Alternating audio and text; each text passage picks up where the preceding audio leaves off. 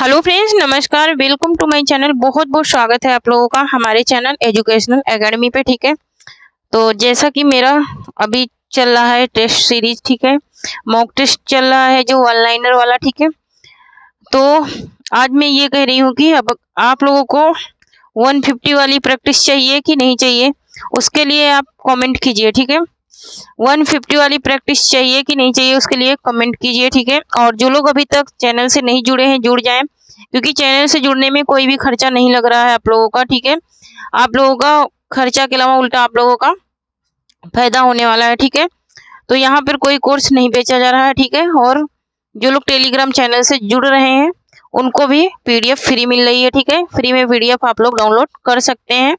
ठीक है, जितनी भी मैं क्लासें पढ़ाई हूँ सारे के सारे पीडीएफ आपको मिल जाएंगे हमारे टेलीग्राम चैनल पे। ठीक है, एजुकेशनल एकेडमी के नाम से है हमारा टेलीग्राम चैनल, वहाँ पे आप लोगों को मिल जाएंगे। ठीक है, तो वहाँ से भी आप लोग इसके पीडीएफ भी डाउनलोड कर सकते हैं। ठीक है, तो थोड़ी सी संख्या और बढ़ाइए, क्योंकि एक एक दो दो की संख्या बढ़ने से कुछ होने वाला नहीं है। ठीक है, थोड़ी सी संख्या और बढ़ाइए और आप लोग 150 की प्रैक्टिस स्टार्ट कर दीजिए। ठीक है, तो यहाँ पर देखिए पहला क्वेश्चन है कि साहित्य मानव जीवन से सीधा उत्पन्न होकर सीधे मानव जीवन को प्रभावित करता है। साहित्य में उन सारी बातों का जीवंत विवरण होता है जिसे मनुष्य ने देखा है, अनुभव किया है, सोचा है और समझा है। अब कह रहा है कि ये कथन किसका है, ठीक है, और किसने ये लिखा है और किस रचना से है। तो यहाँ पर देखिए ये हजारी प्रसाद द्विवेदी का ये लिखा हुआ कथन है, और इनके जो साहित्य सहचर है रचना उसमें ये क्या है, उद्घट है। ठीक है, तो यहाँ पर दो फायदे हो रहे हैं। एक तो अगर लाइनें आ गई तो लाइनें बता दोगे कि साहित्य सहचर की हैं, और दूसरा इसके लेखक कौन है या फिर कहने वाले कौन है, तो हजारी प्रसाद द्विवेदी हैं। ठीक है, तो यहाँ पर एक क्वेश्चन से दो क्वेश्चन हमारे क्या हो रहे हैं, कंप्लीट हो रहे हैं। नेक्स्ट पॉइंट देखते हैं। नेक्स्ट है हमारा कि मैं कविता को जीवन तक पहुंचने की सबसे सीधी और सबसे छोटी राह मानता हूं, यह मस्तिष्क नहीं हृदय की राह है। ठीक है, ये बात किसने लिखी है, तो ये लिखी है रामधारी सिंह दिनकर ने। किसमें लिखी है, तो अर्धनारीश्वर में लिखी है। अर्धनारीश्वर जो इनकी रचना है उसमें इन्होंने लिखा है कि मैं कविता को जीवन तक पहुंचने की सबसे सीधी और सबसे छोटी राह मानता हूं, यह मस्तिष्क नहीं हृदय की राह है। इन्होंने कहा ये मस्तिष्क नहीं है, ये हमारे हृदय का रास्ता है। ठीक है, तो ये किसने कहा है, रामधारी सिंह दिनकर ने कहा है, अर्धनारीश्वर में कहा है। ठीक है, नेक्स्ट देख लेते हैं। और हमारी कथन वाली क्लास देख लीजिए। ठीक है, जो साहित्य की कथन है बहुत ही महत्वपूर्ण क्लासें पड़ी हुई हैं। ठीक है, कथन की, काव्य शास्त्र की, सिर्फ काव्य शास्त्र के क्वेश्चन मिलेंगे, सिर्फ उसमें कथन के क्वेश्चन मिलेंगे।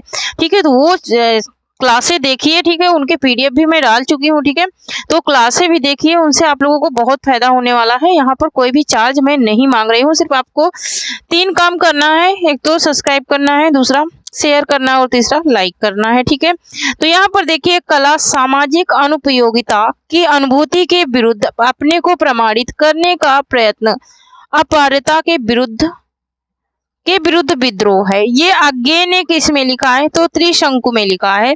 त्रिशंकु जो इनकी रचना है उसमें इन्होंने ये बात कही है।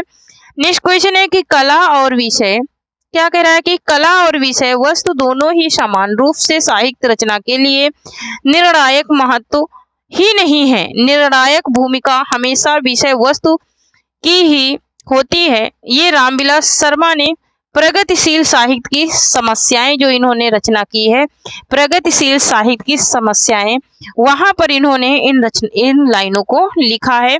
नेक्स्ट देख लेते हैं। नेक्स्ट है कि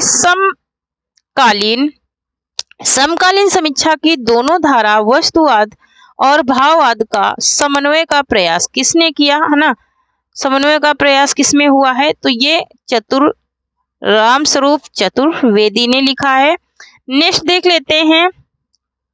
नेक्स्ट है कि आलोचना के नवीन मानदंडों की स्थापना करने वाले कौन है, तो कौन है, रामचंद्र शुक्ल हैं आलोचना के नवीन मानदंडों की स्थापना करने वाले।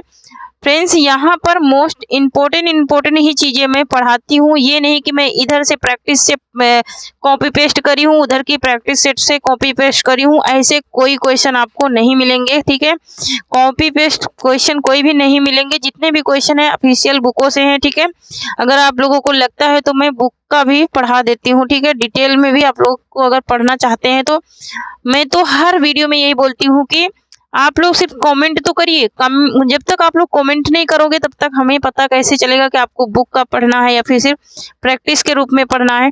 ठीक है, तो यहाँ पर देखिए शब्द शक्ति, रस, अलंकार ये विषम विभाग काव्य समीक्षा के लिए इतने उपयोगी हैं कि इनको अंतर्भूत करके संसार की नई पुरानी सब प्रकार की कविताओं की बहुत ही सूक्ष्म, मार्मिक और स्वच्छ आलोचना हो सकती है।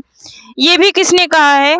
आचार्य शुक्ल ने कहा है काव्य की अभिव्यंजना वाद में। किसमें कहा इन्होंने? काव्य की अभिव्यंजना वाद में इन्होंने लिखा। नेक्स्ट है कि शुक्ल जी का आदिकाल वास्तविक मध्यकाल है, हिंदी जनपदों के इतिहास का सामंत काल है, वीरगाथा काल है, रीतिकाल का प्रथम स्थान है और पूर्व मध्यकाल रीतिवाद का द्वितीय स्थान है। ये रामविलास शर्मा ने हिंदी जाति की समस्या में ये बात लिखी है। ठीक है, हिंदी जाति की समस्या में। नेक्स्ट है कि हजारी प्रसाद द्विवेदी के समर्थक आलोचक हैं तो नामवर सिंह है समर्थक आलोचक किसके? हजारी प्रसाद द्विवेदी के हैं। नेक्स्ट क्वेश्चन देख लेते हैं। नेक्स्ट है कि सौंदर्य कोई निरपेक्ष वस्तु नहीं है। क्या कह रहा है कि सौंदर्य कोई निरपेक्ष वस्तु नहीं है, उसका निर्णय तो भी कलाकार की अपनी भावनाओं और धारणाओं के आधार पर ही होता है। अब ये बात किसने कही है? तो ये बात कही है किसने? डॉक्टर नागेंद्र ने कही है, आलोचक आस्था में। ठीक है, नेक्स्ट देख लेते हैं। नेक्स्ट है कि भक्ति आंदोलन एक जाति और जनवादी आंदोलन है। रामविलास शर्मा ने कहा है भारत की भाषा समस्या में। नेक्स्ट देख लेते हैं। नेक्स्ट है हमारा कि कला की विषय वस्तु न वेदांतियों का ब्रह्मा है, न हेगेल का निरपेक्ष विचार है। मनुष्य का इंद्रिय बोध, उसके भाव, उसके विचार, उसके सौंदर्य बोध कला की विषय वस्तु है। ये रामविलास शर्मा कहते हैं।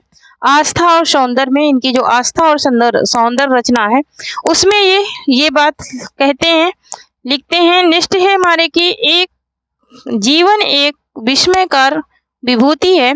जीवन एक विस्मयकार विभूति है और मानवीय संबंध और भी विस्मयकर हैं। ये अज्ञे ने कहा है, आत्मीय पद इनकी जो रचना है उसमें इन्होंने कहा है। ठीक है, नेक्स्ट देख लेते हैं। नेक्स्ट है कि फ्रायड के मनोविज्ञान से प्रभावित आलोचक हैं तो डॉक्टर नागेंद्र हैं। फ्रायड के मनोविज्ञान से क्या है? प्रभावित आलोचक हैं। नेक्स्ट देखते हैं। नेक्स्ट है कि केशव को हृदय नहीं मिला था, उनमें वह सहृदता और भावुकता ना थी जो एक कवि में होनी चाहिए।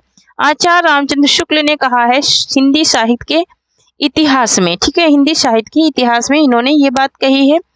नेक्स्ट देखते हैं। नेक्स्ट है कि कविता तो कवि की आत्मा का आलोक है ना। कविता क्या है? कविता तो कवि की आत्मा का आलोक है, उसके हृदय का रस है जो बाहर की वस्तु का अवलंबन लेकर फूट पड़ती है। ये रामधारी सिंह दिनकर ने कहा है। मिट्टी की ओर जो इनकी रचना है उसमें इन्होंने लिखा है। नेक्स्ट देख लेते हैं।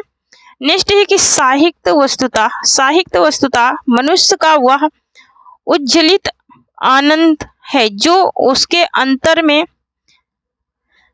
अटाए नहीं अट सका था। हजारी प्रसाद द्विवेदी ने कहा ये ज्ञान शिखा में। नेक्स्ट देख लेते हैं। नेक्स्ट है कि मनुष्य की सीमित बुद्धि के बाहर मानव के चेतना तत्व से संबंध ज्ञान की सीमा से परे कोई भी व्यक्ति है, कोई भी शक्ति है जिससे समस्त सृष्टि ससित है। भगवती चरण वर्मा ने कहा है साहित्य सिद्धांत तथा रूप में इन्होंने ये बात कही है। नेक्स्ट क्वेश्चन देख लेते हैं। नेक्स्ट आज का हमारा ये लास्ट है कि सौंदर्य को हम वस्तुगत गुणों व रूपों का ऐसा सामंजस्य कह सकते हैं जो हमारे भावों में साम्य उत्पन्न कर हमको प्रसन्नता प्रदान करे तथा हमको तमन्नत कर ले। सौंदर्य से रस का वस्तुगत पक्ष है। ये बाबू गुलाब राय ने कहा है, सिद्धांत और अध्ययन में इन्होंने ये बात कही है। ठीक है, तो थैंक यू फ्रेंड्स, आज के लिए इतना ही। तब तक के लिए जय हिंद, जय भारत। अगर आप लोगों को पीडीएफ चाहिए तो आप लोग कमेंट कीजिए। ठीक है, तो मैं टेलीग्राम चैनल पे डाल दूंगी पीडीएफ, क्योंकि ऐसे मैं पीडीएफ नहीं डालूंगी, क्योंकि आप लोग कमेंट तो करते नहीं है।